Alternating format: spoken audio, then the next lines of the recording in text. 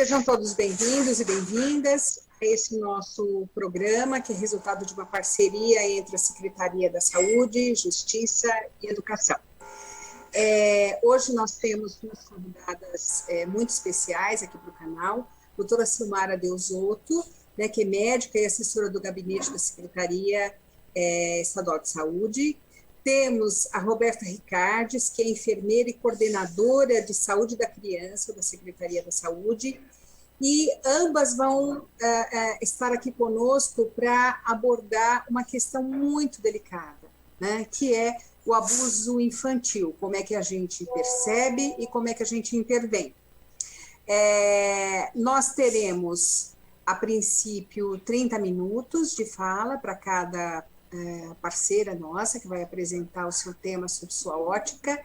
Nós teremos nos bastidores a nossa professora Juliette, que é colaboradora da EFAP, formadora da EFAP também, que vai estar acompanhando essa transmissão e colhendo de vocês lá no chat toda o questionamento que vocês tiverem, os comentários, as sugestões.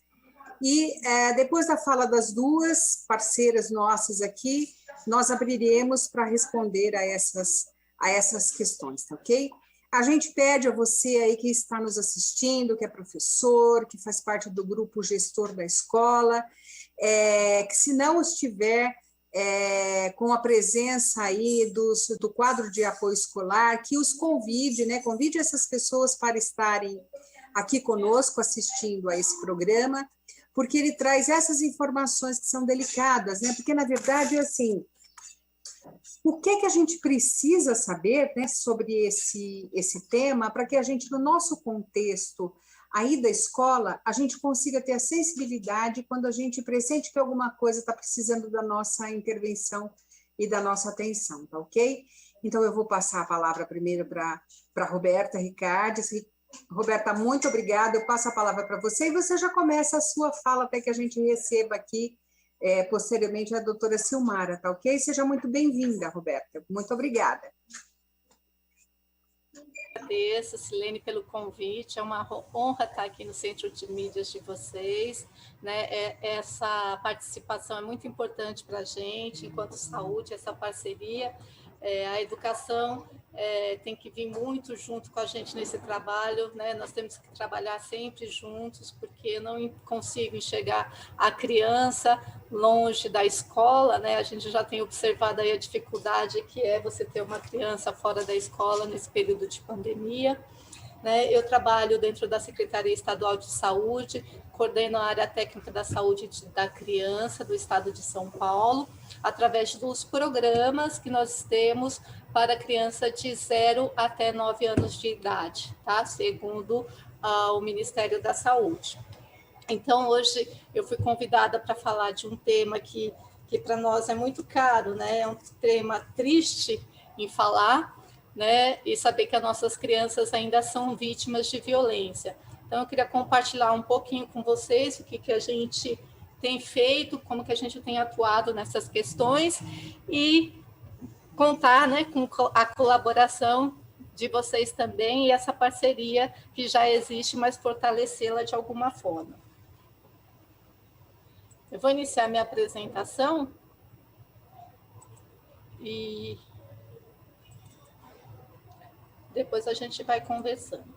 A minha apresentação é breve, tá? Então, eu vou falar o que é a violência, né? Vou partir dessa violência pensando sempre na criança e ela se estende também pelo adolescente, mas, como eu falei, eu faço saúde da criança, né? A gente acaba focando muito em criança nesse sentido. Bom, para falar de violência, a gente tem que conceituar o que é a violência, né? Então, para entender e saber como trabalhar com as questões de violência, a gente precisa saber o que é a violência. Então, a violência ela já foi conceituada em 2002 por Brunk, que é um uso intencional da força física do poder, tá? E ela pode ser real ou ameaça. Então, assim, a violência não precisa ser vivida, praticada na sua íntegra, mas ela pode ser só uma ameaça, tá? E ela pode ser contra a si próprio, ela pode ser contra outra pessoa, contra um grupo de pessoas e contra uma comunidade, né?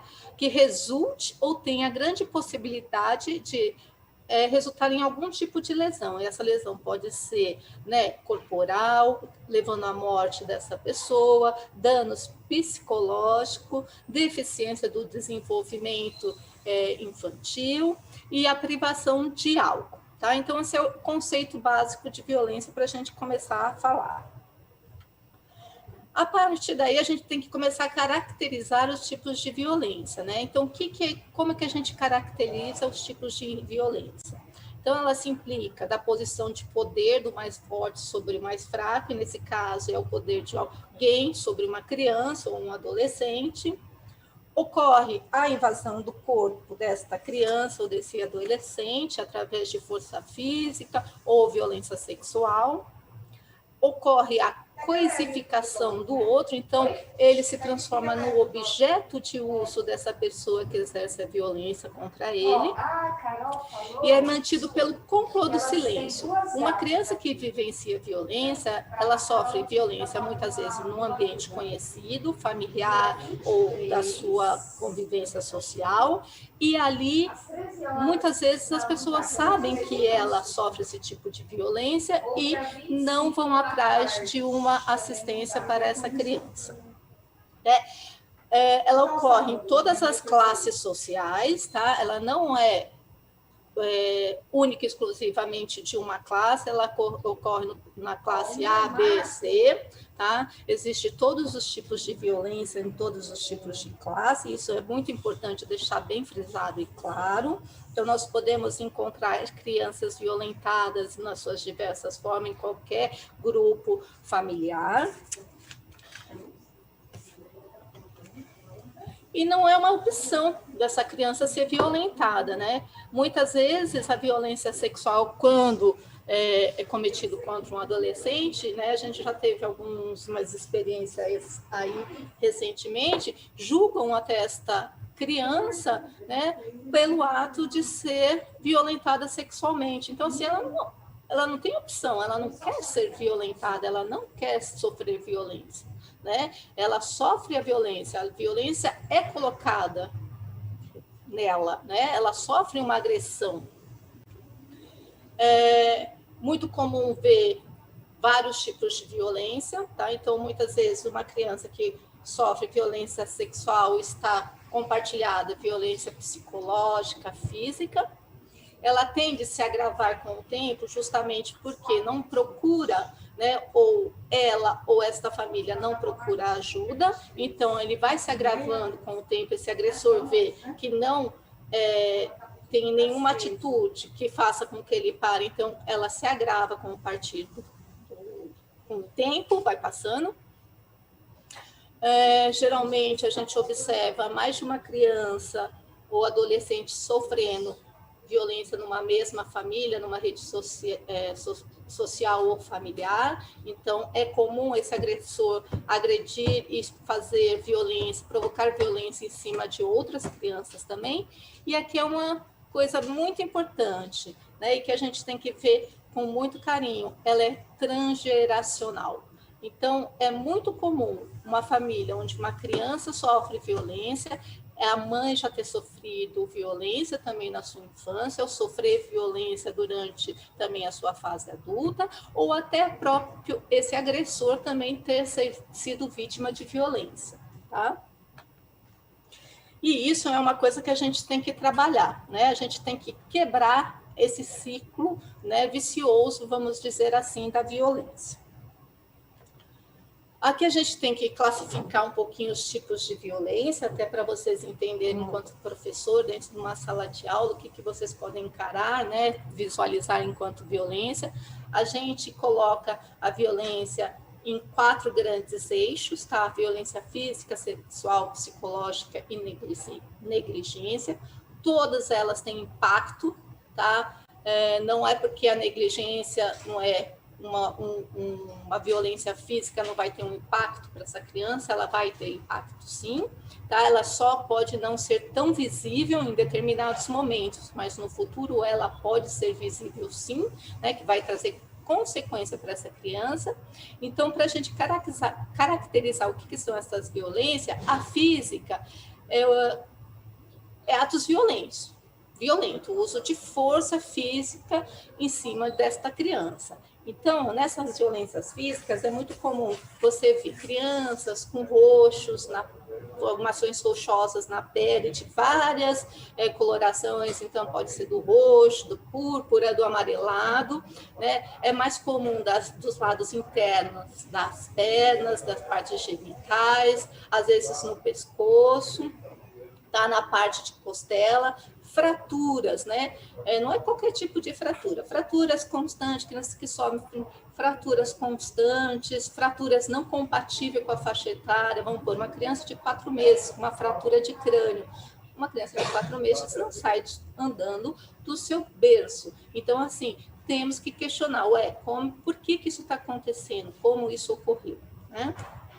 Assexual, então, é todo ato sexual, jogo sexual, intenção, né, sexual, o estímulo dessa criança, o uso dessa criança para satisfação própria, né? Então, tudo isso é um contexto de violência sexual, tá bom? A pedofilia é uma violência sexual e por aí vai.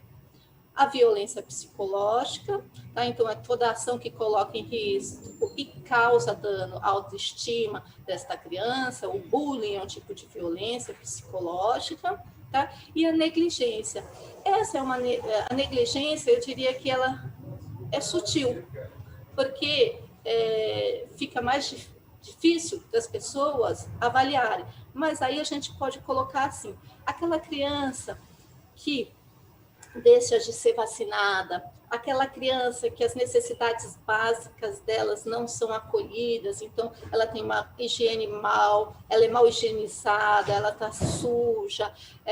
Então, esse tipo de negligência traz esses transtornos para essa criança, tá? Ela vai apresentar uma aparência desleixada, suja, com falta de cuidados. Tá? E aí a gente traz uma violência que recentemente a gente vem falando dela, que é a violência institucional, tá? Que é muito importante também. Essa violência é aquela entendida como a prática, né? A praticada por uma instituição pública ou conveniada, né? Inclusive quando ela gera a revitimização desta criança. Então, se eu sou uma instituição que acolhe essa criança, que atende essa criança e faço ela vivenciar algum tipo de violência ou violências que ela já teve lá atrás, fazendo com que ela conte diversas vezes o que ela passou, a situação que ela vem passando, né, na vida dela durante esse período de violência, eu estou fazendo uma violência institucional. Okay? Aqui eu coloco para vocês, de uma forma geral, alguns comportamentos a se observar no jovem ou nas crianças vítimas de violência, e aqui eu coloquei uma série de comportamentos que é mais fácil para o professor de uma sala de aula observar, tá? Existem mais inúmeros outros comportamentos, tá? Mas assim, dentro de uma sala de aula fica mais fácil observar esses comportamentos. Então, uma criança ansiosa, com choros constantes sem motivo, medo, automutilação, escarificações, principalmente em braço e em perna, que hoje a gente encontra bastante, o desejo da morte ou até a tentativa de suicídio, as marcas de violência no corpo, então esses roxos, machucados constantes na pele e de lesões recentes e tardias, então de vários graus de tempos de lesões, os ataques de pânico,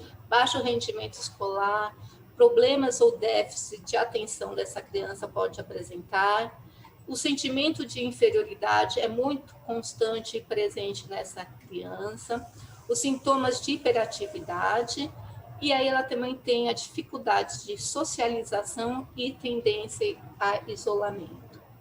As crianças menores, é muito comum você, principalmente que as que sofrem abuso sexual, elas não aceitarem colo, né? Você não consegue colocar ela no colo, principalmente se é um homem. tá? Então, elas tendem a recusar o colo. Então, esse também pode ser um sinal, tá? E aí, doenças também, né, que não seriam comuns. Então, um corrimento numa criança, pruridos vaginais ou anais, né? Mas são coisas que talvez mais difícil para um professor estar analisando.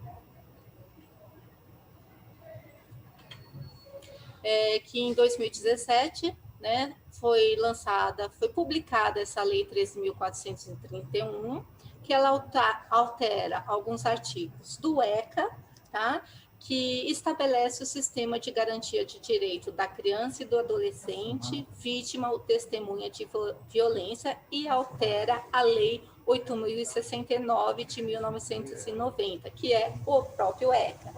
Lembrando e observando aqui que ele está fazendo 30 anos de sua existência e a gente ainda patina em algumas situações para trabalhar com ele. Né? O que coloca essa lei? Nada mais, nada menos, né, que é uma coisa que já teria que estar funcionando, era bem óbvio, né? Ele exige uma adequação de fluxos e protocolos nos territórios para melhorar a atuação dos diversos órgãos e agentes corresponsáveis, tanto no âmbito municipal quanto estadual, que precisam dialogar entre si e trabalhar de maneira harmônica e coordenada para atingir o objetivo comum, que é a proteção integral e prioritária das crianças e dos adolescentes. E aqui ele coloca essas crianças tanto vítimas de violência ou testemunhas de violência, né? Então, assim, é uma coisa óbvia, né? A gente tem que trabalhar em conjunto, intersetorialmente, para dar conta dessa demanda. Essa demanda não é única de um órgão só, não é única da saúde, não é única da segurança pública, não é única do judiciário. Nós todos temos que nos integrar para poder dar conta dessa demanda. Bom, então, como é que a gente pode dar conta dessa demanda? Formando uma rede de cuidado de violência, né? Não só uma rede de cuidado de violência, mas sim, um pouquinho além, uma rede de prevenção de violência, né? Que é mais importante ainda, além de cuidar, é prevenir que ela ocorra dentro do meu território. Né? Então, eu preciso interagir, eu preciso ter uma rede que se dialoga dentro desse território, eu preciso conhecer o meu território, eu preciso saber o que eu tenho ali dentro, quem trabalha ali dentro, quem faz essa intersetorialidade, quais os sistemas que atuam. Então, eu tenho a saúde que trabalha lá dentro, e quem que é essa saúde? É a atenção básica, né? É o hospital, é os NAFs, eu tenho o hospital de urgências e emergência, um pronto-socorro, eu tenho o CRAS, o CREA dentro dessa rede, desse território, eu tenho as escolas extremamente importantes, que a gente vem vendo isso agora na pandemia, né, que essas crianças fora da escola aumentou e muito, né, a violência, né, elas estão sofrendo violência de muitos aspectos dentro das suas residências, né, querendo ou não, a escola é um lugar de proteção para essa criança, um lugar seguro dessa criança, né? Quem faz parte também dessa rede? Conselhos tutelares, segurança pública, IML, judiciário, a variedade de infância e juventude, organizações organizações sociais, não governamentais, enfim, todo aquele contexto que atende ali naquele território essa criança, tá? Então, eu preciso conhecer o que eu tenho nesse meu território, nós precisamos dialogar e entender o que cada um faz para atender as crianças. Só assim a gente vai conseguir entender e dar continuidade num processo de acolhimento dessas crianças e de assistência a essas crianças. Por isso que eu coloquei lá atrás algumas observações das crianças, né, que elas podem apresentar vítima de violência, que o professor pode identificar dentro de uma sala de aula, porque a gente entende que a escola faz parte desse grupo. Eu entendo e a gente observa cada vez mais que para falar de criança, principalmente, né, que é onde eu atuo, não dá para trabalhar sem saúde, escola e assistência social. A assistência social hoje tem um programa muito interessante, né, que é o Criança Feliz.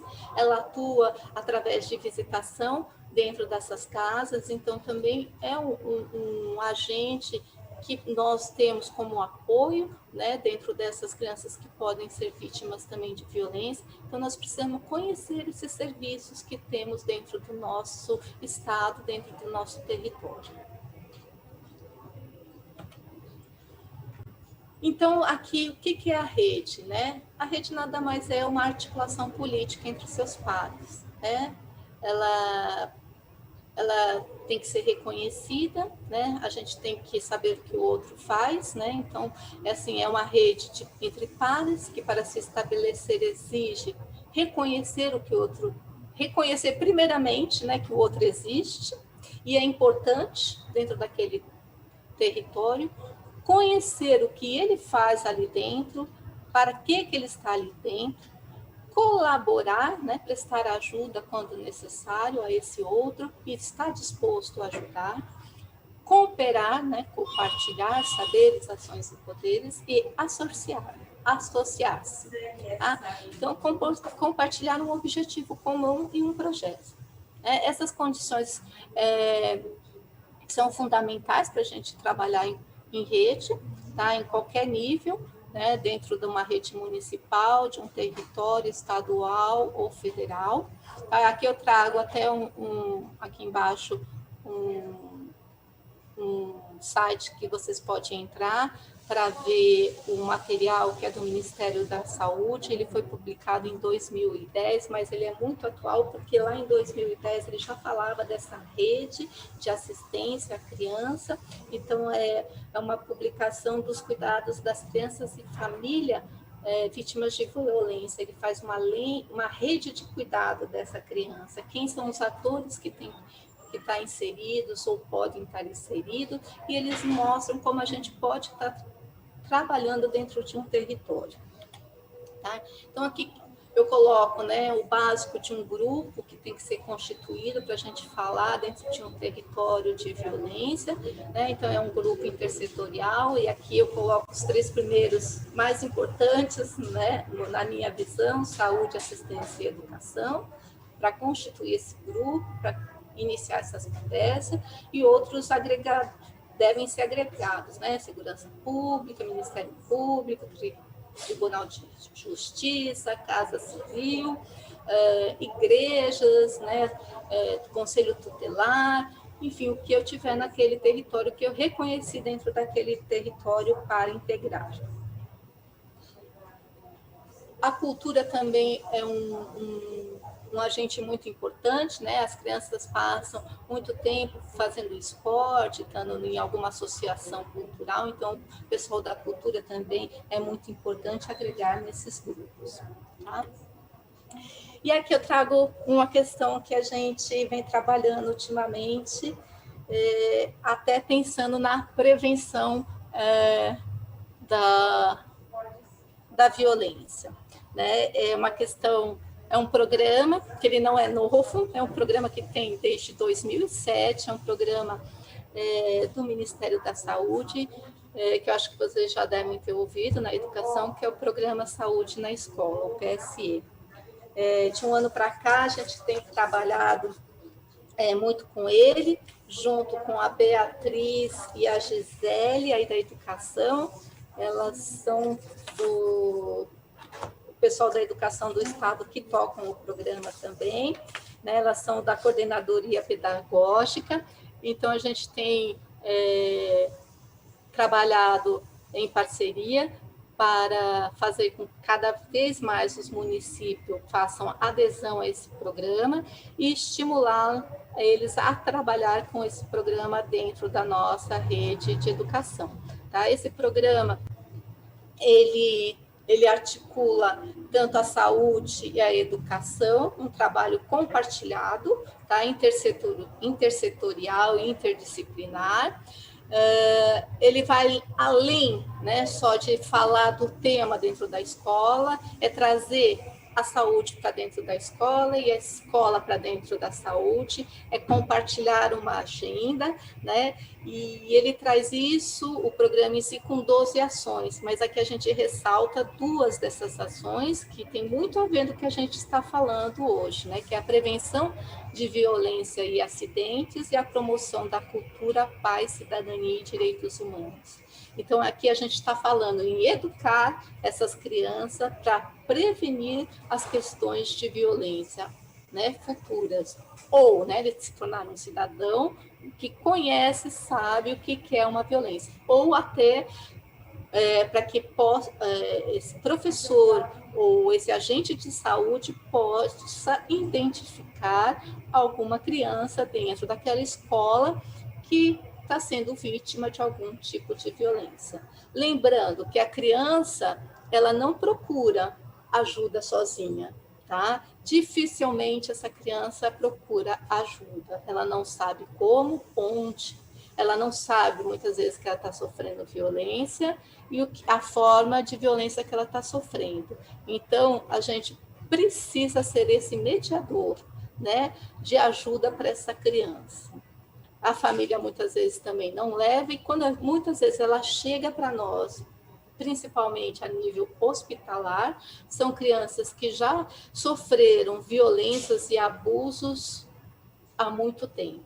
Tá? Então, são as crianças com maiores agravos. E muitas vezes o que chega para nós são as violências sexuais, principalmente, e violências físicas. Né? Então, essa parceria é fundamental e muito importante para todos nós. Bom, aqui eu deixei algumas referências, se vocês tiverem interesse, até para consultar. E aqui, mais uma vez, eu ressalto, né, a linha de cuidado da atenção integral à saúde da criança, que ela foi lançada em 2010 e está disponível para baixar, tá, pelo Ministério da Saúde, o conteúdo. E eu agradeço. Oi, Roberta, muito obrigada, viu, pela sua fala. E o que eu acho que é importante dessa sua fala é que justifica esse programa que a gente montou aqui, que é a criança não procura ajuda sozinha, né?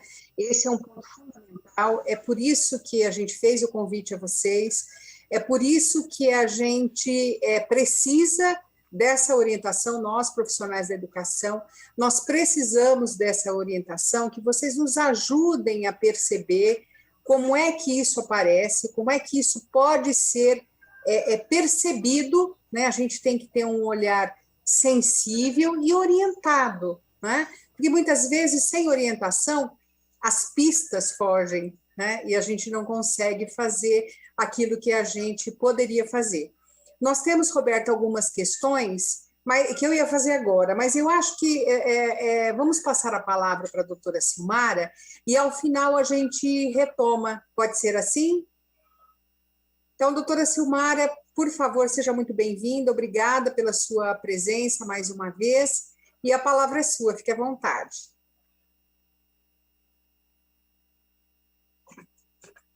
Né?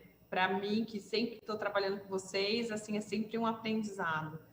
Eu vou trazer algumas coisas até fortalecendo toda a fala da Roberta, né? Tem alguns números também para apresentar para todos nós, para poder ilustrar de uma forma dinâmica toda essa problemática do abuso infantil.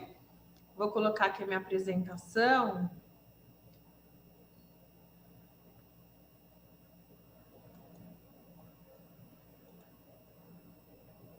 Tem que ir lá para cima, né?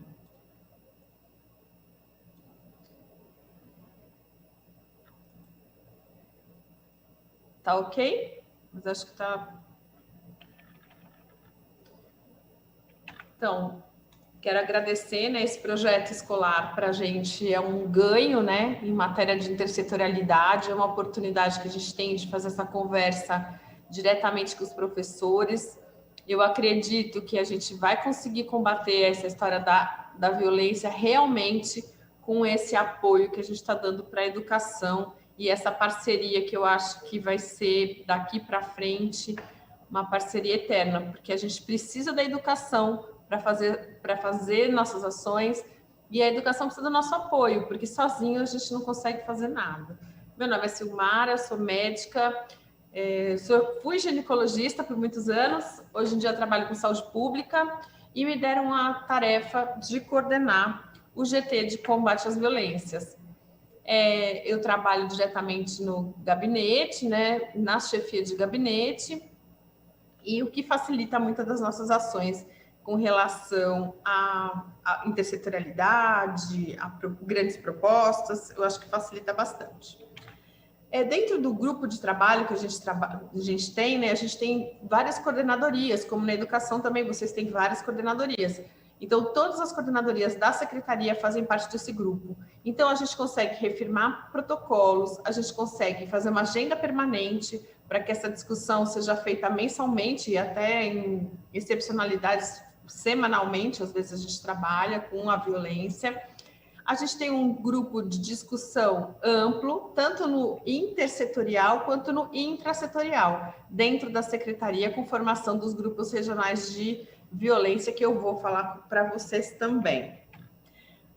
Dentro dessa história toda, a gente está ligado também a instrumentos internacionais, que são os Objetivos de Desenvolvimento Sustentável, que é uma coisa que também dá para trabalhar na escola, né?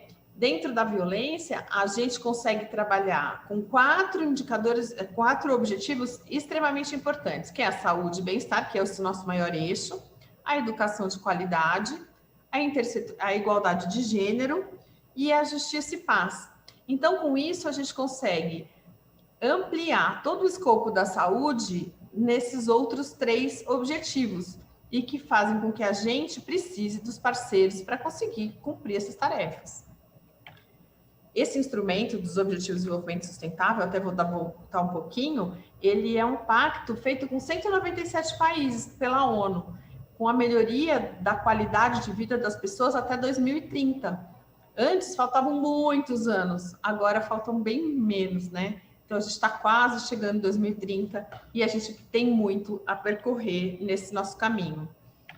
Dentro das frentes que nós abrimos com relação ao grupo, né, ao GT, a gente consegue abrir frente a todas as violências.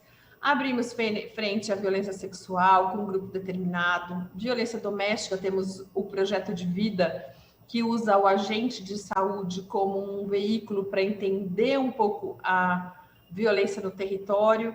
A gente tem o projeto Fênix, que é um projeto que acolhe mulheres vítimas de violência doméstica, que tiveram grandes sequelas, então existe toda uma formalização do atendimento dessas pessoas. A violência contra as crianças e adolescentes, que estamos discutindo hoje, né? O projeto escolar e o Saúde na Escola, que a Roberta explicou brilhantemente, e que a gente vai dar total apoio a todos os municípios inscritos, e acho que a inscrição, se não me engano, Roberta, é até 17 de março, não é isso?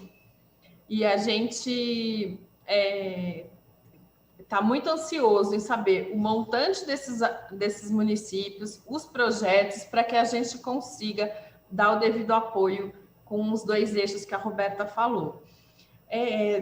Temos a violência contra os idosos, das quais também fazemos webconferências, temos ações determinadas com cada área temática. Violência contra pessoas com deficiência, que estamos elaborando um curso EAD, das quais todos os profissionais podem estar se inscrevendo a partir de agosto. Violência contra o trabalhador, violência contra populações vulneráveis. O único que a gente não conseguiu ainda fazer uma discussão mais apurada foi contra os privados de liberdade. Por isso que está numa corzinha mais apagada, porque a gente ainda tem que começar a fazer essa discussão, porque a violência dentro da violência é muito complicada da gente discutir. Em matéria de crianças e adolescentes, são as nossas prioridades, uma vez que a gente acha que tem uma luz, né? Trabalhar a violência tanto na Fundação Casa quanto os institucionalizados. A violência contra LGBTI+, contra as famílias desaparecidas, estamos fazendo protocolos de atendimento específicos a essas famílias desaparecidas, porque a gente não fazia nada com essas famílias. E a negligência também é uma grande forma de violência, como a gente já discutiu com Roberta. E a gente também tem o projeto PARE, que é um projeto, né, Silene, que estamos desenvolvendo junto à Secretaria de Educação, que é um projeto preventivo e que está em fase de amadurecimento e de implantação, que a gente vai fazer com todos os jovens do 2º e 3º ano.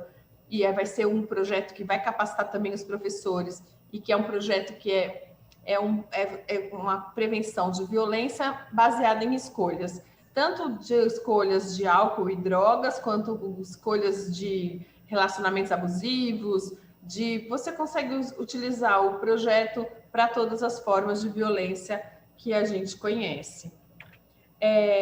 Não posso deixar Esse ano ele sai, não é, professor?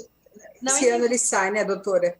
Ai, tomara, porque assim, o Canadá fica toda hora, porque é um projeto canadense, o Canadá está ansioso para saber tanto se a gente conseguiu fazer, quanto os nossos resultados, porque eles estão achando que aqui no Brasil vai ter um impacto gigante e a gente vai se colocar lá no topo, né, dos países desenvolvidos que já desenvolvem esse projeto, e que eu acho que a gente vai ter um ganho muito grande para os nossos meninos e para nós mesmos, né? Porque eu tive a oportunidade também de aprender muito quando eu participei dos projetos, né? Que eu tive que fazer vivência em todos para poder estar falando sobre eles. Então, assim, eu acho que todo mundo vai ganhar. Nós, os professores, os nossos alunos, a sociedade em geral. E, então, eu não posso deixar de falar sobre a notificação. A notificação, ela tem um olhar aos profissionais de saúde, mas todas as pessoas que tiveram contato com qualquer revelação de violência podem fazer a notificação. Essa ficha de notificação de violência, ela fica em 2 endereços primordialmente. Na Vigilância Epidemiológica, que é um endereço que vai ficar aqui com vocês, e na página da Secretaria da Saúde. Existem municípios, o município de Cunha, se vocês tiverem interesse de olhar esse projeto, é um projeto que está como experiência exitosa. Foi uma estratégia desse município, da região de Taubaté, que utilizou a estratégia da educação como a porta de entrada para diminuir a violência dentro do município. É um município que se esforçou muito, porque capacitou todo mundo, fez a sensibilização e utilizou essa ferramenta da notificação como uma forma de reduzir a violência dentro do município. Ah, Simária, mas é um município pequeno, é super tranquilo de fazer. Não é tranquilo, né? Nas devidas proporções, é como se você utilizasse um bairro, como se você uma região do município, e não precisa ser implantado de uma forma ampla. Ele pode começar de uma forma tímida e vai se expandindo com relação a todo o território do município, e que faz a diferença. Se vocês forem ver os resultados que Cunha apresentou, é de ficar orgulhoso. E quem que fez? A educação.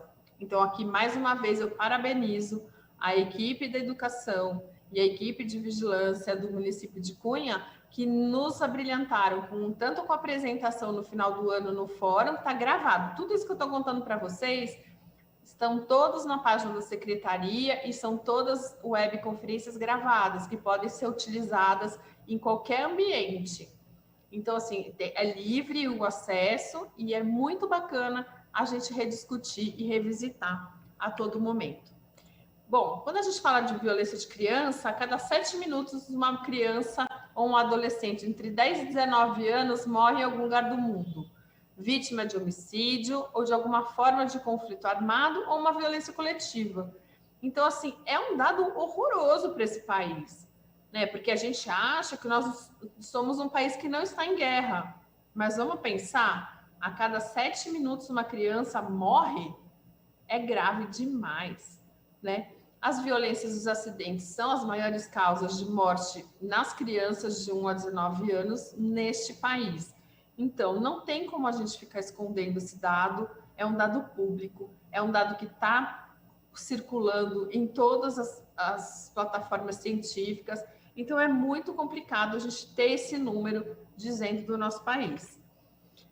Dentro das causas externas, né, o suicídio hoje em dia é a terceira maior causa de morte nos adolescentes de 15 a 25 anos. Então, assim, a gente precisa ficar muito atento aos sinais, né? Porque um adolescente que se suicida dentro de uma comunidade, ele tanto pode ser um momento de terror para essa comunidade, né? Aonde falhamos, o que deixamos de observar, como pode ser um espelho para outros adolescentes e fazer uma coisa de repetição.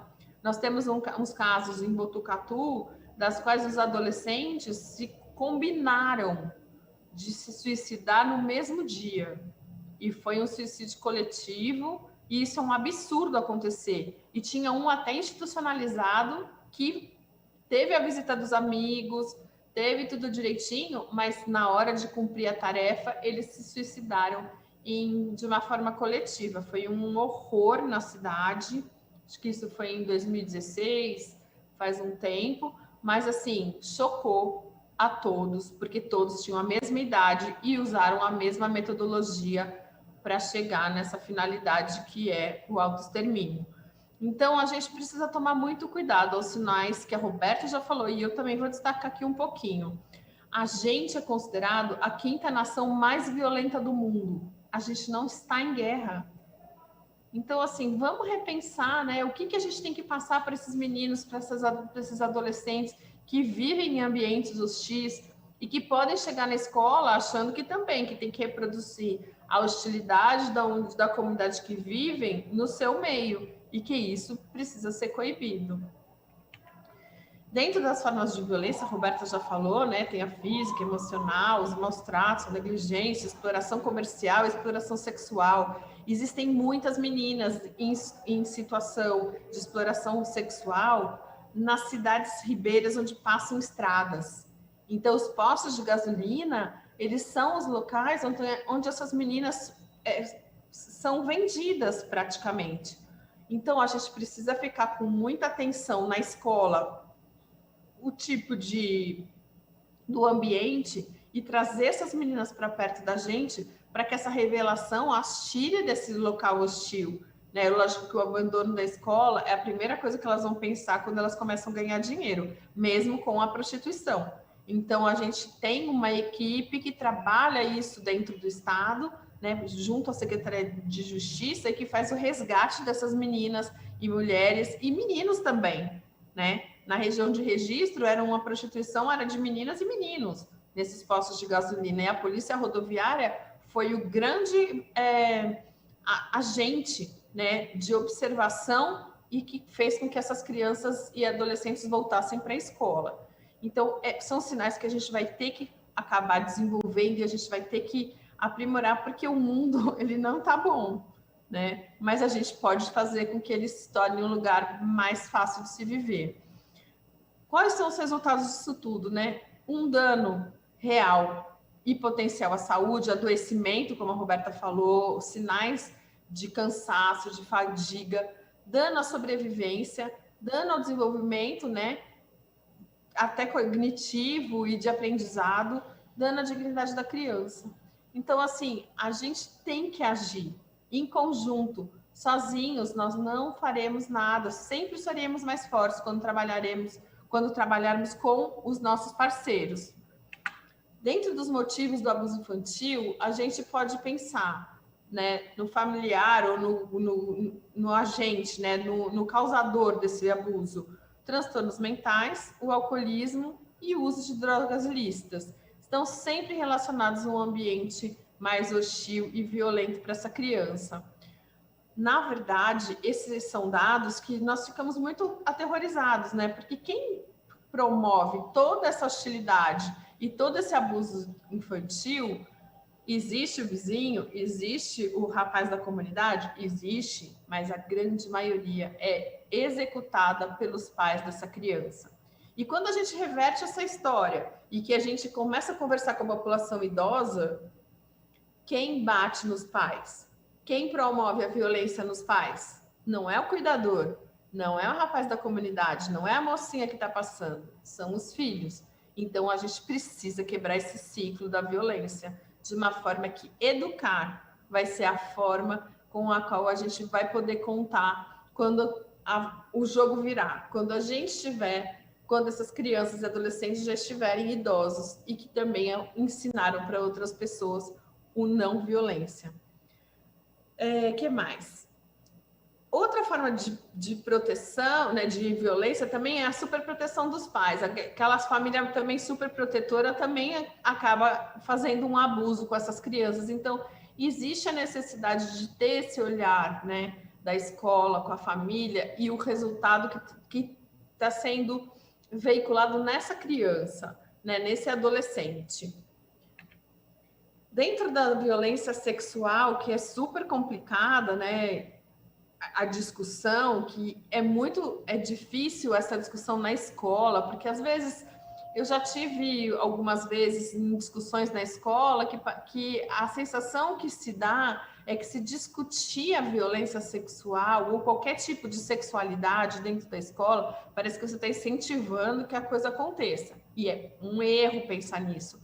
As crianças e adolescentes precisam saber o que se pode e o que não se pode ser feito, né? O que se pode fazer consigo mesmo, o que o seu corpo, qual que é a dignidade que você precisa, discutir essa interação da sociedade consigo, né? Com o seu corpo, o que pode colocar a mão em mim, me empurrar, me beliscar, passar a mão, o que pode e o que não pode. Isso você não está incentivando, você está esclarecendo coisas que para muita gente é muito tabu. É muito difícil discutir tudo isso? Sim.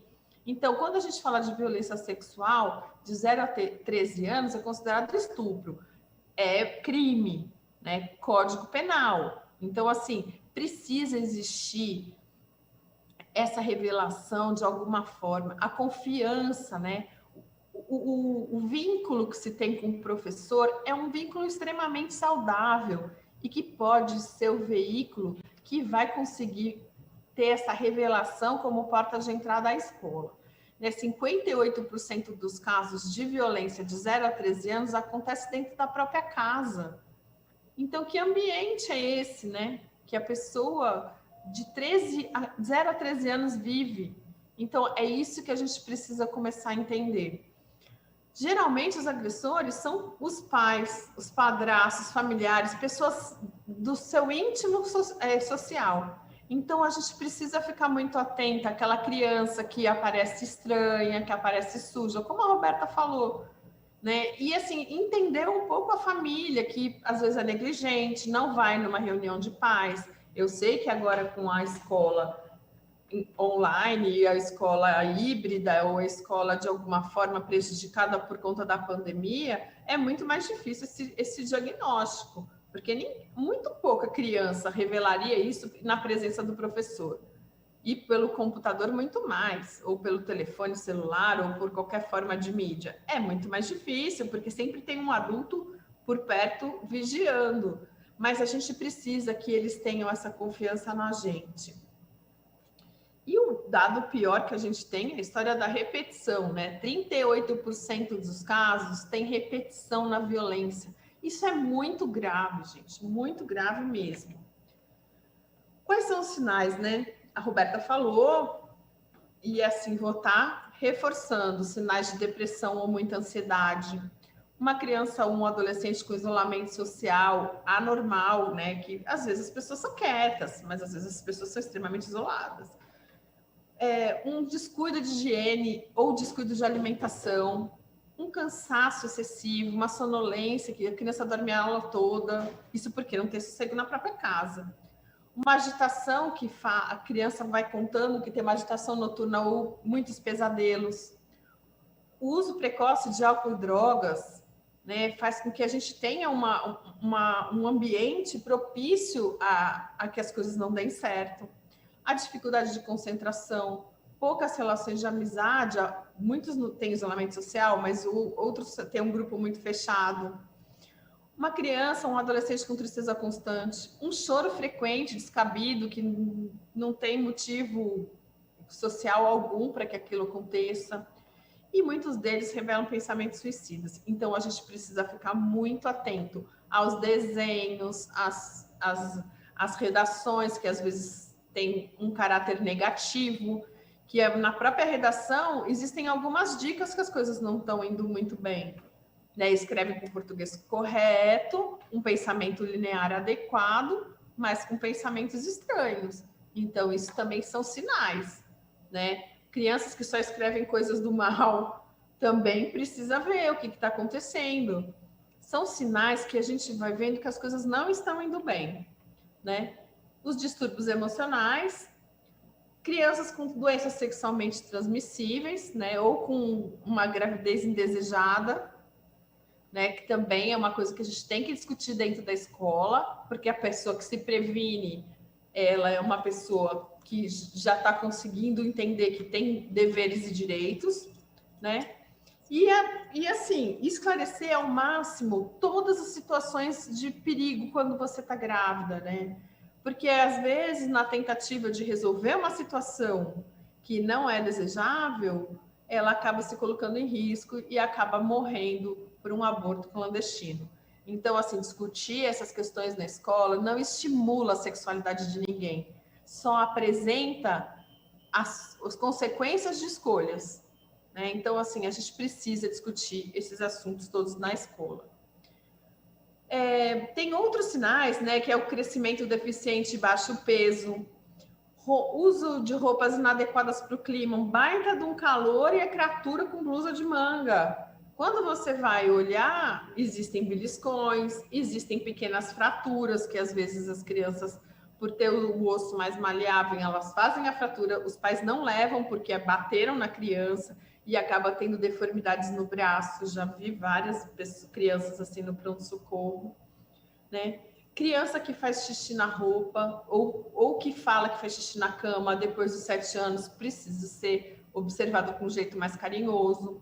Criança que perde a fala, que não consegue falar de jeito nenhum, né? Que aí desenvolve gagueira e outras patologias da fala. Criança com vacinação atrasada, isso mostra uma negligência gigante da família. Problema com sono, que refere a que não consegue dormir, que tem dificuldade. Um pouco cuidado com as roupas e com o próprio corpo, né? As unhas compridas e sujas, o cabelo sem lavar, infestação de piolho. Tudo isso mostra a negligência da família. Que mais? Problemas alimentares, ou comer demais ou comer de menos, também é um sinal que pode ser um sinal de depressão. Então, vocês devem estar pensando, nossa, a doutora Simara acha que a escola vai fazer o diagnóstico de tudo. Não é isso. Mas um olhar apurado com algumas dessas iniciativas vão dar um diferencial para que a gente tire aquela criança do risco. Sozinho ninguém vai fazer nada. A escola sozinha não faz, a saúde sozinha não faz, a justiça sozinha não faz, a segurança pública não faz. Então, assim, a gente tem que estar todo mundo junto, o desenvolvimento social tem que estar ali para apoiar, né? Os CRAS, os CREAS, e toda essa equipe que a gente está tentando implantar de uma forma uniforme em todos os territórios vão ajudar a gente a combater essa violência. Aqui eu trouxe alguns números para a gente entender. Aqui é uma série histórica de 2011 a 2020, onde a gente vê um pico, né, em 2019 de 120 mil, mais de quase 120 mil notificações de violência interpessoal e autoprovocada, né? Então, quer dizer, alguém fez essa violência ou a pessoa provocou a violência e houve essa notificação. O que a gente tem que ver é que esses números são totalmente diferentes da segurança pública. A gente vai conseguir um dia acertar esse pareamento dos números, mas a gente está tentando. Hoje de manhã a gente teve uma reunião, a gente vai fazer reuniões cíclicas para que a gente consiga acertar todos os nossos bancos de dados. Aqui, quando a gente está falando por faixa etária. E a gente consegue ver, olha só a quantidade, né? De 0 a 19 anos, o quanto que a gente faz de violência com essa criançada, né? Que estão no começo da vida.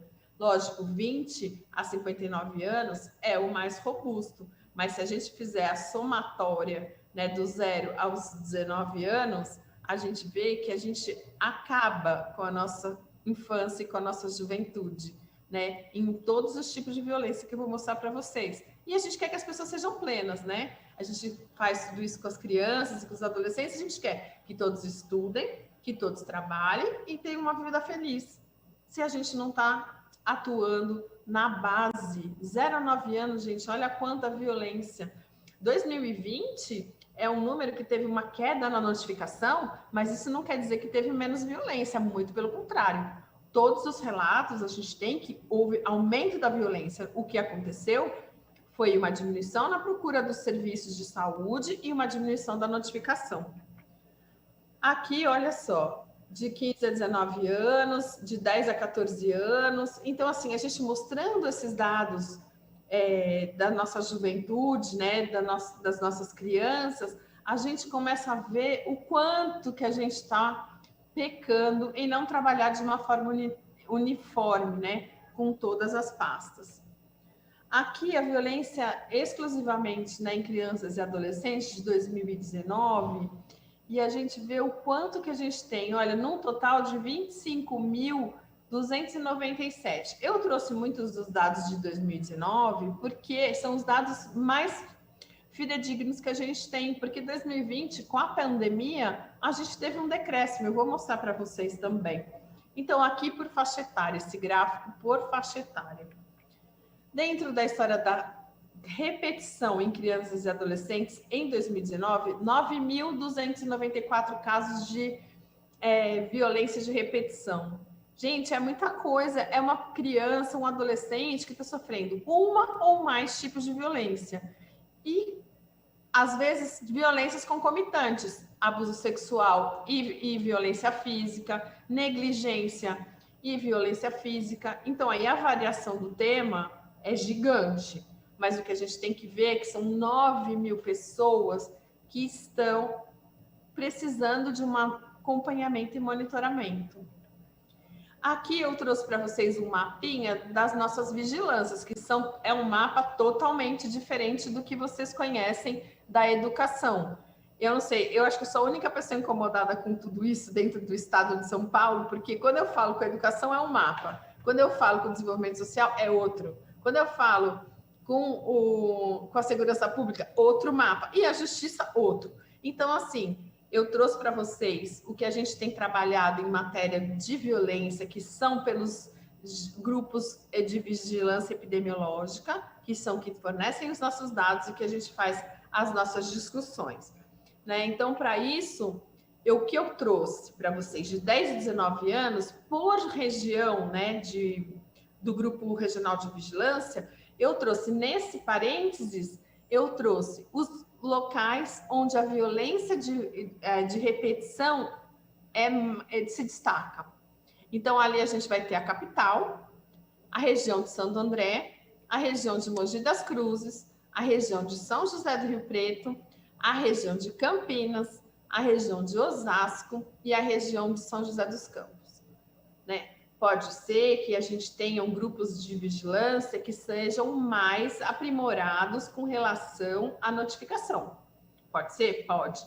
Mas o que a gente tem que ver com esse dado? Se nas escolas dessa região também existem notificações de violência na escola. Então, é super importante esse dado epidemiológico e juntando com os dados da escola, para que a gente consiga entender o que fazer com essa região, montar estratégias, montar uma política, junto ao projeto Saúde na Escola, a gente dentro dessas escolas, se graças a Deus tomara que todos esses municípios sejam inscritos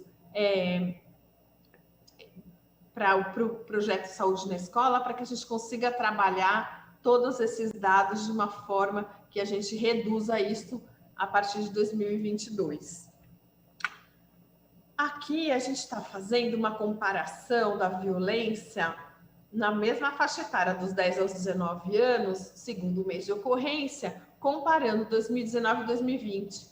Olha que dado é esse, gente.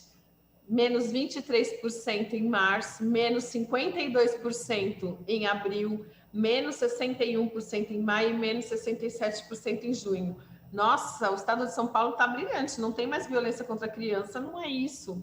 Ocorreram as violências, o que ocorreu é que não foram procurados os serviços de saúde e muito menos ocorreu a notificação da violência. Então é um dado preocupante, porque as crianças não estão na escola, não têm o caminho para fazer essa empatia com os professores, com os agentes da escola, com os diretores. Eles estão sozinhos em casa. E o que será que está acontecendo com essas crianças? Então, eu acho que é uma pergunta que a gente tem que fazer agora que a escola está começando a voltar a ter um mecanismo do novo normal, mas que já existe uma interação entre alguns alunos e os professores e toda a escola, toda a coordenação da escola. Aqui, a gente está fazendo por tipo de violência. Então, a gente vê que a violência física teve uma notificação negativa, né? Comparando 2019 e 2020, de menos 54%. A psicológica, menos 61%. Será que está todo mundo em casa e todo mundo está paz e amor? Não, eu não acredito, né? Mas, assim, é esse o dado que a gente tem. E a gente vai ter que formatar uma política em cima desses números, né? A gente acredita que esteja errado, né? Que não seja isso. A violência sexual, menos 56%, e a lesão autoprovocada, menos 45%. Será que realmente é isso? Então, acho que essa é a pergunta do dia, né? O que fazer com esses dados negativos? Né? A gente vai ter que fazer uma investigação gigante, né? Com relação a todas as nossas crianças e adolescentes. Então, o que eu sempre questiono, né? O que a gente faz depois de tanta violência que a gente discutiu, com os planos, os objetivos de vida, as esperanças, os projetos, as expectativas e a autoestima dessas crianças e adolescentes? Então, é isso que a gente tem que ajudar a construção a partir da escola. Dentro da vulnerabilidade versus proteção, a gente tem que ver o resgate de tudo isso, né? Da autoestima, da autoimagem, do autocuidado, da segurança, esclarecer os direitos, né, que essas crianças e adolescentes têm e promover essa cidadania a essas crianças que, ao meu ver, acabam sendo massacradas, né? Na melhor fase da vida, que é a infância e a adolescência. O acolhimento desses casos, né? Quando a gente faz esse acolhimento ele tem que estar despido, né? Dos aspectos religiosos, dos aspectos morais, dos aspectos legais, dos aspectos sociais, para que a gente consiga, nessa revelação dessa criança, desse adolescente, um ato de confiança, né? Para que a gente consiga fazer a interação e, posteriormente, interferir nesse ciclo da violência que essa criança ou esse adolescente está sofrendo. A rede de proteção, que a Roberta falou brilhantemente, né, que é unir todas as áreas que trabalham com a violência, né, as varas, os conselhos, os hospitais, as unidades básicas, as escolas, as vigilâncias, os CAPs, que já fazem um acompanhamento em alguns adolescentes, né, e crianças também, os serviços especializados, as delegacias. Então, assim, união de todos para que a gente consiga realmente combater essa violência. Dentro da notificação, como eu falei para vocês, ele pode ocorrer na escola, ele retira os casos da invisibilidade, ele tem um compromisso com a pessoa que está em sofrimento, então ele destaca esse sofrimento só com a notificação. Ele promove a rede de proteção, ele é uma garantia de direitos, ele é uma rede, ele ajuda na elaboração da rede de atenção integral à saúde e previne a violência de repetição. Então, o que não está nos autos não está no mundo, isso são regras. Então, assim, não tem notificação naquela região, então é uma região pacificada, uma região tranquila. E não, muitas vezes, existe a negligência sobre a notificação. Dentro da nossa estratégia aqui da Secretaria de Estado, a gente usou a webconferência desde 2017 como uma forma de sensibilizar os profissionais de saúde, alertar os destaques de sinais e sintomas decorrentes do ciclo da violência. A gente fez a unificação de alguns protocolos, fortalecimento das portas de entrada de urgência e emergência, então a gente sensibiliza os hospitais para o atendimento. A gente tem proposta de implantação desses comitês regionais de saúde, como eu falei para vocês, proposta de implantação dos comitês intersetoriais, para que tenha uma discussão ampla com todos os atores que trabalham com violência. E a gente tem um estímulo na página da Secretaria de Estado, para que tudo que vocês precisem esteja nessa página, tanto do cidadão tenha condições de acessar de uma forma tranquila, quanto nós consigamos expandir, né, divulgar e fazer com que todas as pessoas tenham acesso e rediscutam a violência com vários protocolos, manuais, webconferências, revisitem as webs, que tem muitos temas. Dentro da página, né, ela é de fácil acesso, você pode acessar tanto de um computador normal pela internet, que você vai ter na página do cidadão, logo no ícone assim, onde está a flechinha, você vai conseguir ver o item violências, e lá você consegue abrir muitos itens.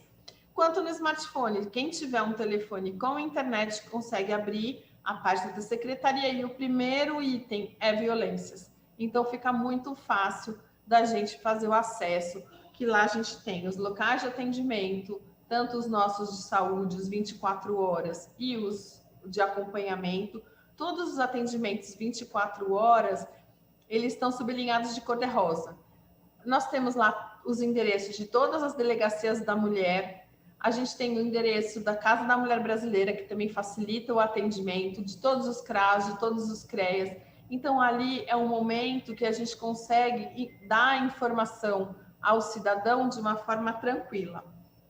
A notificação, mais uma vez, dando destaque à notificação, ele é o dispositivo disparador dos processos e instrumento de gestão,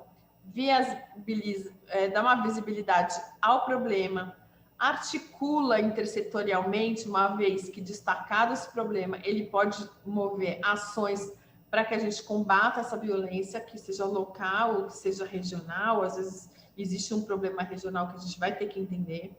Organiza os serviços de saúde, articula intersetorialmente, mostrando e pontuando as necessidades daquele território, daquela comunidade, forma essas redes de atenção e proteção, e é uma garantia de direitos. Então, a gente, com uma simples notificação, a gente consegue modificar a situação de violência de um território. É isso que eu tinha para falar para vocês. Muito obrigada. Aqui estão os meus contatos, eu estou à disposição para responder perguntas. Ok, doutora Silmara, muito obrigada pela sua fala, pela sua presença aqui novamente. Já é uma parceira com quem a gente conta já há um tempo, e a sua experiência, toda a informação e esse tom humanizador, né, das suas colocações são sempre assim, muito preciosos aqui para nós na educação. Eu gostaria de aproveitar que a palavra está com você, depois eu tenho uma pergunta para Roberto também. Mas tem uma pergunta aqui que seria a seguinte, Silmara, para você discorrer um pouco em que medida a superproteção se torna uma forma de violência. Isso algumas pessoas colocaram que não entenderam muito bem, ficaram meio preocupadas. Então, quando a gente começa a ver a superproteção dessa família com relação à criança ou adolescente, ela impacta exatamente no desenvolvimento, né? É aquela família que, por amar demais, proteger demais, ela acaba sufocando aquela criatura e ela se torna uma pessoa estranha.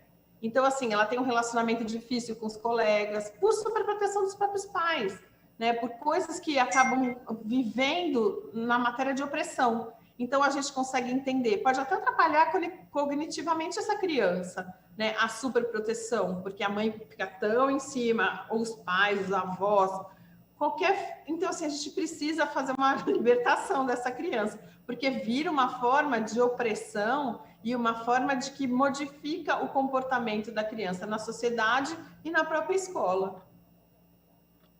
Não sei se eu fui clara, eu posso até... Se alguém quiser... Não, foi clara, Silmara. Deixa eu aproveitar, então, uma outra questão. A gente tem algumas, mas em função do tempo a gente vai dar uma pinçada, né? E a gente vai ter outras oportunidades, com certeza, para conversarmos. Mas tem uma questão que seria a seguinte: como denunciar com segurança na escola, né, quando a criança não confirma a violência, mas se tem certeza que ela está presente? Você podia falar um pouquinho para a gente sobre isso, da sua experiência, como é que a gente poderia orientar o pessoal da educação? Sim. Assim, a gente, quando faz uma notificação, ou a gente tem certeza, né, porque é um fato que está certo, e muitas vezes pode não ter a confirmação. Mas o que a gente vai fazer é a nossa parte, cada um vai fazer a sua parte. Então, é a história de cada um no seu quadrado, né? Eu vou fazer a notificação, que é uma suspeita, que existem sinais e sintomas de que aquilo está acontecendo. Quem vai dizer realmente se isso está acontecendo são os poderes investigativos, vai ser a vigilância, por exemplo. A vigilância epidemiológica vai fazer uma visita, vai fazer uma investigação com relação àquele agravo que foi notificado, que pode ter confirmação ou não, né? Os pais não querem procurar a polícia, ou é mesmo o pai que está fazendo a violência, mas assim, acaba que a segurança que a gente está dando para as instituições é que todas as notificações aconteçam de uma forma institucional e não o profissional, nem da educação, nem da saúde, nem do desenvolvimento social, é a instituição. Então, quem está notificando é a escola. Quem está notificando é o hospital, é o ambulatório, é o pronto-socorro, não é o doutor José, não é a doutora Roberta nem a doutora Silmara, é a Secretaria da Saúde, entendeu? Isso protege o profissional e isenta da cobrança da represália, porque a gente já teve experiência de pessoas que notificaram e acabaram tendo represália porque estava no nome da pessoa na notificação. Então, assim, na verdade, você não está acusando ninguém. Você está tendo uma suspeita através de sinais e sintomas. E que isso vai ter uma investigação e que vai proteger essa criança de alguma forma da dificuldade que a gente tem nessa hora da revitimização. Porque a revitimização, eu tenho muita dó desse número. 38% das vítimas possui uma revitimização. Então, é difícil trabalhar dessa forma, né? É verdade, doutora. E antes de passar a palavra para a Roberta, tem aqui um comentário que é bem interessante, importante para nós, né? Que durante a sua fala você contemplou não só os professores, diretores, mas o pessoal do quadro de apoio escolar, né, a importância que eles têm para estar observando, né, essas crianças. Então, tem aqui um comentário que é o seguinte, que concorda contigo e diz que há muita sensibilidade nos profissionais do quadro de apoio escolar, porque eles conversam com os alunos no portão, no pátio, na hora do intervalo, na hora da merenda, ou quando o aluno vai até a secretaria, né? Então, a pessoa se sentiu contemplada aí com a sua fala, que realmente, às vezes, a criança precisa de um interlocutor e todo o quadro, né, de profissionais da educação pode ser eleito, aí, qualquer um desse quadro pode ser eleito pela sensibilidade que apresentar no momento, pelo olhar atento, né, pelo conhecimento que tiver. Então, esse programa ele tem esse objetivo, né, trabalhar com todos esses profissionais, para que a gente, junto com vocês, essa parceria que é entre a saúde e a justiça, a gente consiga se alimentar com as experiências e os conhecimentos e tratar melhor, né, das nossas crianças e até a gente mesmo aprender como olhar de outro jeito para aquilo que está à nossa volta, né? Muito obrigada, viu, doutora? Agora eu tenho aqui, eu tenho uma pergunta para a Roberta, que é o seguinte: quais os tipos de autoviolência mais comuns que vocês atendem? E se é possível você abordar minimamente as causas, né? E que tipo de orientação nós podemos ter para observar e checar esse tipo de ocorrência, né?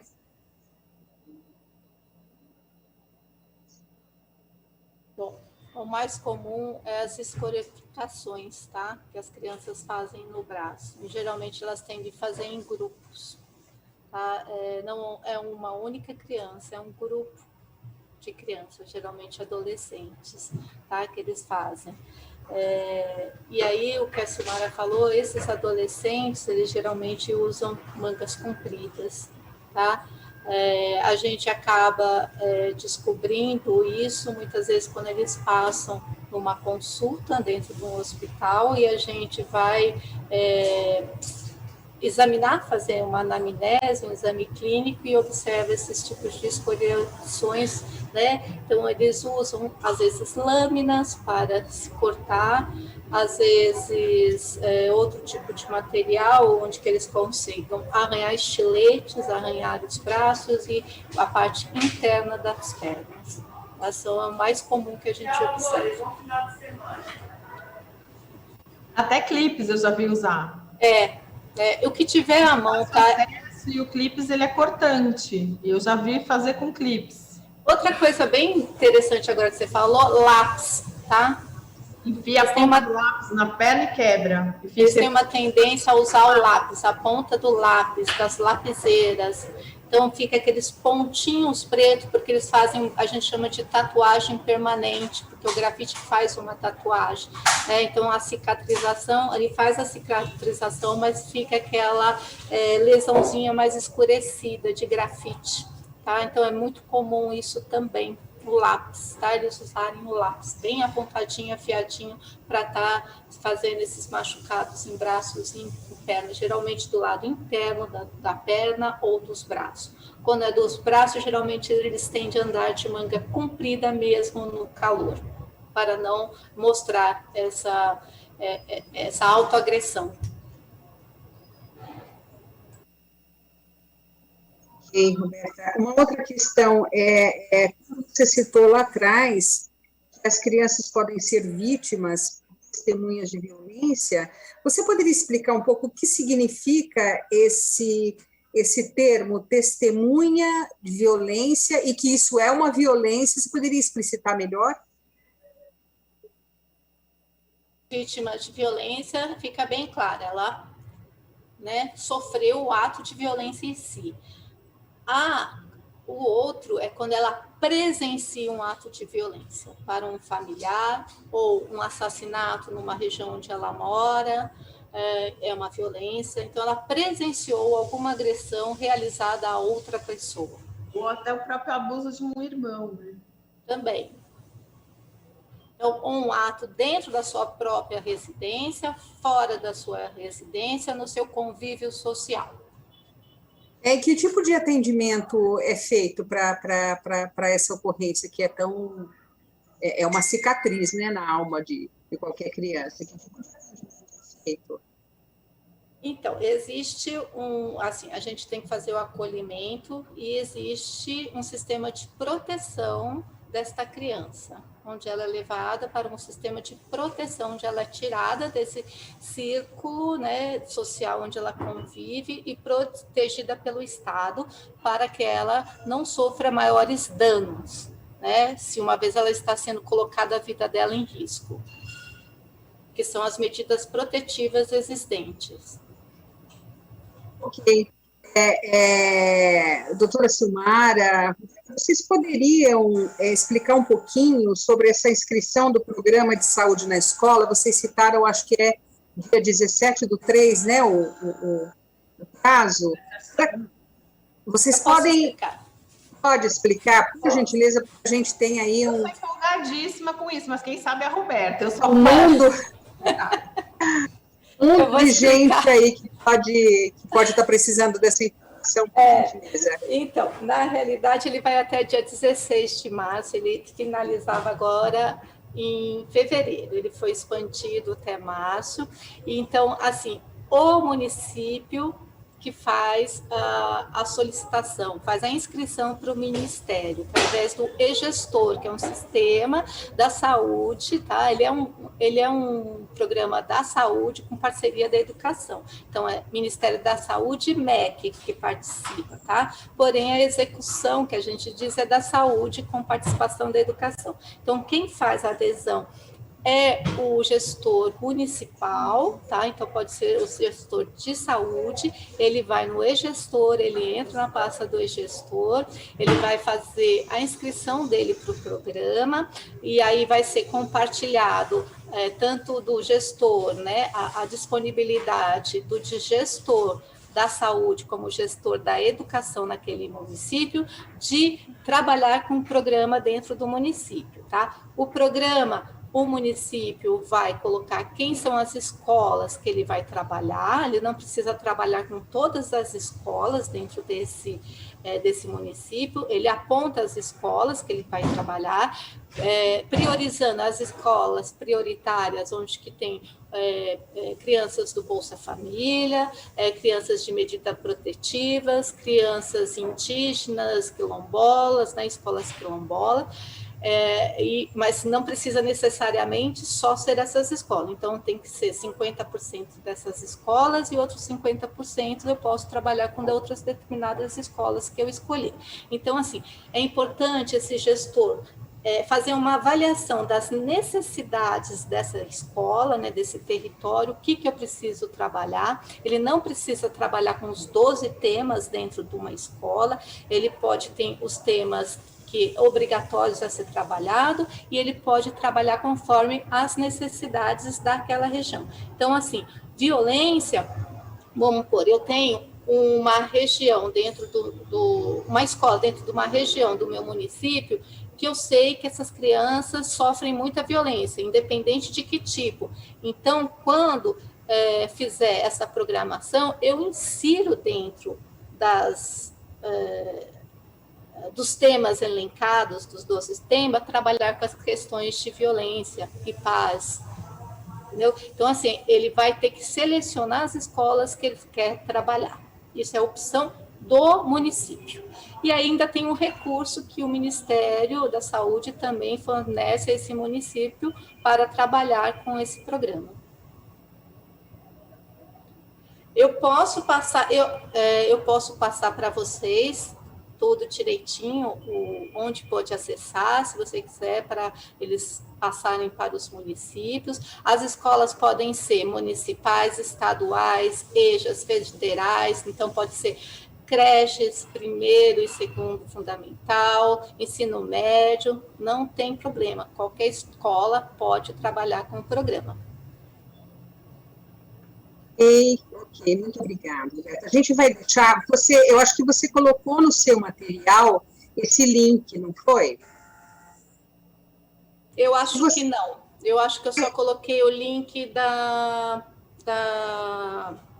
linha de cuidado. Se você puder me passar, eu faço chegar até o pessoal, a gente divulga, né, para que todos tenham esse caminho bem apropriado aí. Nós tivemos também a participação da professora Cátia Aparecida, da professora Luciana, né? Elas retomam aquela solicitação para dar uma recuperada em como é que a gente faz esse primeiro contato no sentido da ajuda. Roberta, se você puder ser bastante sucinta, você fez essa apresentação você fez essa fala na sua apresentação, se você puder ser bastante sucinta respondendo elas, a gente agradece, se bem que elas podem depois retomar, tá? Desculpe, é que assim, o meu aqui cortou, você quer que eu fale sobre como que elas podem... Qual é o primeiro passo para ajuda?